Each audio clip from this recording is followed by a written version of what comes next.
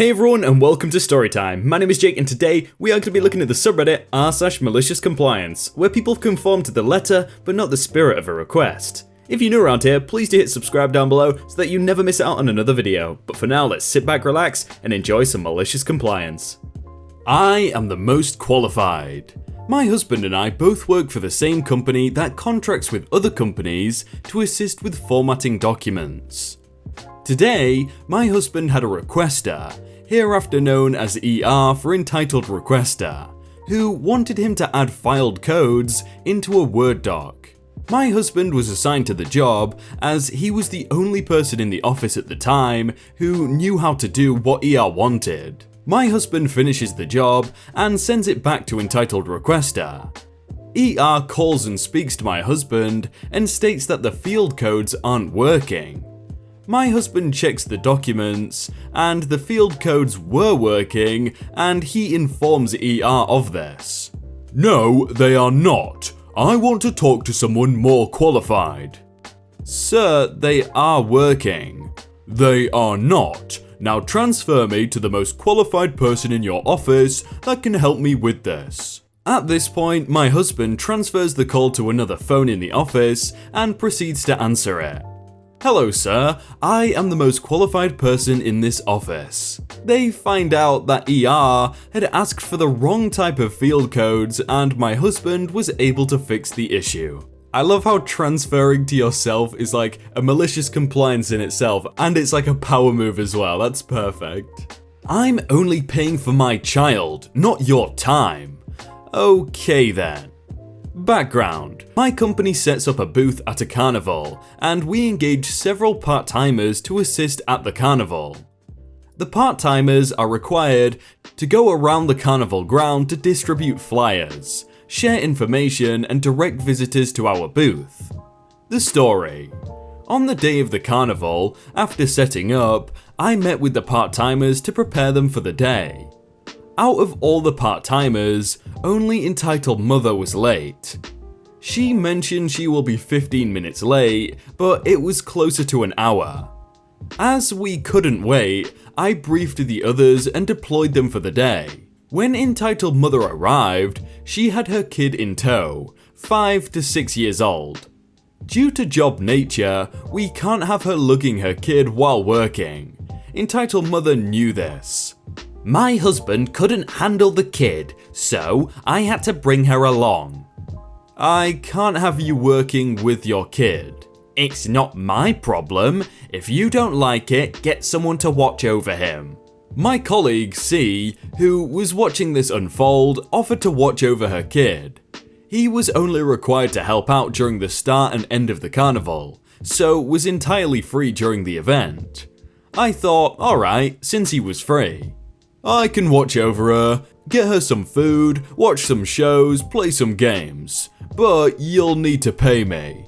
Whatever, but I'm not paying you for your time, only for the kid. C, grinning, sure. I was flabbergasted. C told me not to worry, he had a plan. Once Entitled Mother started working, colleague brought Entitled Mother's kid systematically through every single booth throughout the entire carnival. It was the kid's dream come true, and I believe her best day ever. Whatever she wanted to eat, my colleague bought. She saw a lot of the shows and won many prizes. Since colleague had a staff pass, he didn't need to pay for the shows, only for the kid. At the end of the carnival, when we were clocking the hours worked, Entitled Mother had the nerve to insist to be paid full even though she was late for almost 1 hour. She said that because of various reasons, mainly due to her kid, she would have been early. She was ranting and I didn't really pay any attention, as I was tired and I don't decide on the pay. But it was about how I will never understand, as I don't have kids, and how she deserves it because she was a mother. My manager nearby winked at me and took over. He said he was very pleased with the day's sales and how we are very supportive of her, and we should give kids the best. He told her not to worry about the hours she worked, and Entitled Mother will be paid in full. After hearing this, not even a single thanks from Entitled Mother. She declared in a loud voice, "At least someone understands." She had this condescending and victorious look on her face. Thankfully, it didn't last long. The sucker punch for Entitled Mother was that Entitled Mother's kid spent roughly $100, and with Entitled Mother's pay at $15 an hour for 8 hours, which equals $120, she made a whopping $20 for the whole day. My colleague made it a point to keep track of the expenses, receipts, tickets, stubs, etc., and took tons of photos. Of course, Entitled Mother threw a fit, but with the amount of evidence and her daughter vouching for all the fun she had, Entitled Mother had no case except to yell, "I'm not paying for this," grabbed her daughter and stormed off. We look forward on payday when we issue her a check of $20 after subtracting the amount her daughter spent. I see that as a really big win for the kid, most likely. I mean, they had the best day, they got $100 spent on them. You want your dog back? Okay. A family friend of ours found a dog one day and took it to the vet to find the owner. No chip, no collar, nothing to identify the dog. This was in the 80s or 90s, before the time of modern microchips. They did everything to find the owner of this dog, even posters on nearby mailboxes and everything. Eventually, when no one claimed it, they decided to just adopt the pup. 2 years later or so, someone recognizes the dog and says it's theirs. They basically show up with the dog papers, showing the dog is their property and take it back. I believe it was identified by tattoo number, as most dogs back then were tattooed, and that information would have been on the sale papers. Of course, our family friend really loved this dog by this point, and was very heartbroken. They tried to argue to get the dog back, but because the original owner had the papers, they couldn't do anything. So, instead, they added up the cost of all the food, vet bills, toys, and other expenses, and added 2 years of boarding costs, and sent the owner a massive bill for all of it. They got the dog back. Yeah, I think the dog's probably in the best hands right there, because if you get seen a bill and you don't want the dog after all of it, then yeah, you don't really deserve the dog. The shoes are black. Years ago, when I was but a wee teenager, I worked in the bakery department of a chain grocery. Let's call them Dangerway. Dangerway had a pretty specific but simple dress code. Black pants, company supplied button shirt that you paid for with your first check of course, an apron in your department colour, and the title track, black shoes. The Dangerway I worked in also happened to have some very snotty cash supervisors, who enjoyed feeling superior. They weren't store or assistant managers, but one lady was particularly enthusiastic in her attempts to act as such. One example of this lady's power trips was her constantly reminding the bakery department that shirts needed to be tucked in at all times. Now, even as a teenager, I understood that it's important for store employees to look tidy, but we were constantly reaching up above our heads or crouching because we were grabbing trays of baked goods or stocking shelves. This caused shirts to frequently come untucked. None of us wanted to be shoving our hands down the back of our pants to tuck in long shirt tails and then immediately touch product in front of customers. So, if your shirt came untucked on the floor, we would just leave it until we were in the back and could wash our hands. But, if this woman saw your shirt untucked, she would come and stand directly behind you and order you to tuck your shirt in, citing company policy. As you can imagine, working with that kind of Karen was a real treat. My troubles began when she noticed that my black shoes weren't entirely black. My black shoes happen to have a small amount of white piping. Not Vans, just black with the thin white tubing that companies use for designs on runners. These were the only black shoes I owned, and the only black runners I could find at the time. Could I have bought more expensive black leather shoes? Sure, but since I only worked about 20 hours a week, I didn't care to spend $60+ on work shoes. My department head didn't care that my shoes had white piping. The managers of the store never said a word to me. Literally no one cared about this minuscule amount of white except Karen. If she saw me at work, she would tell me that my shoes had to be completely black, every single time she saw me. One day, I finally had enough of her friendly reminders. I dug out a Sharpie from one of the drawers at work and coloured the white piping black. Now, my shoes were completely black. But if you were paying attention, the marker was noticeably terrible. Was it petty? Yes. Was the look on her face worth it? When Karen saw my shoes next, her mouth puckered into a cat butt face worthy of r/justknowmil, and she glared at me with such intensity that I had to check myself for wounds. But she didn't say a word. Up until I left for uni about a year later, I coloured my shoes in with black marker and never had another complaint about it. He should have brought some clown shoes or something, some huge black shoes, or just something really weird that really shut her up. We close at 5:30, boss. This happened yesterday, still kinda grinning about it.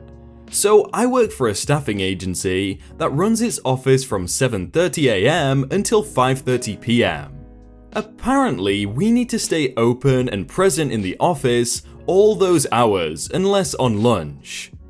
According to the bosses, our client's contract states that they need to be able to contact us between those hours or it's a breach of contract. They all call personally anyways, so that's a whole other story. Basically, we always leave 10 to 15 minutes early, but make sure we can be contacted. Yesterday, our out-of-touch CEO calls for a random staffing meeting via Skype at 4:30. No regard for our actual day or appointments, just a, hey, we gotta meet. I have to mention this happens all the time, and over half the time he doesn't even remember he set them up and we don't have a meeting. Sometimes it's 2 to 3 weeks before we actually do. We say, like always, that we will be there. Well, what do you know? 4:45 strolls around and no answer, and no meeting. Him and his second in command, his family member, aren't even in the corporate office. Well darn, it's almost 5 already and we want to leave on time. I have a whole life outside of this office and so do my workers. Now 5:20 rolls around and I decide enough is enough and start to leave. I'm in my car waiting purposely to see if they'll call. At 5:25, I get a call from the second in command that goes like this. Hey boss, where are you? We have a meeting. I'm right outside the office getting ready to leave. How can you leave? It's 5:25 and we don't close until 5:30. You know that I need you to hop on Skype with your team now. With all due respect, I was ready for the time you guys set up. I have other responsibilities in my life. I don't care. We close at 5:30. Oh, so we close at 5:30 and you want to have a full staff meeting 5 minutes beforehand? Yes. Okay, I will make sure to respect the office hours and leave at 5:30. Yes, thank you. I shouldn't have to repeat this, but we close at 5:30, boss. Yes, he says boss like that over and over in a condescending tone. So I jump in the meeting and see the CEO in gym attire. I was already angry, but his clear lack of consideration for his employees' life-work balance pushed me over the edge. I was only thinking of being maliciously compliant, but now I couldn't help myself. I seized the opportunity. Literally 5:31 rolls by, and I stand up, grabbing my things. Hey man, what are you doing? We just got started. I understand, sir, but manager and I were just talking and made it very clear that I must stay in the office until business hours. He stated very clearly to me that we close at 5:30. I have to respect the office policies and close up. Manager, is this true? Manager, super red in the face now. Well, I did remind him the office hours. I cut it in before anyone else has a chance to speak. Yes, and I am sincerely apologetic for preparing to leave at 5:25. So I would like to make sure I follow the rules. We can meet again at 7:30 tomorrow. Well, you did mention we would need more time? That was the last thing I heard from that meeting. No one called or complained to me, and business is proceeding as usual. I just want to make clear I get texts and calls starting at 3:30 AM until 9 to 10 PM every day. I am a salary employee, so I understand working some extra days. I do not stand for inconsiderate managers who can't manage their own time.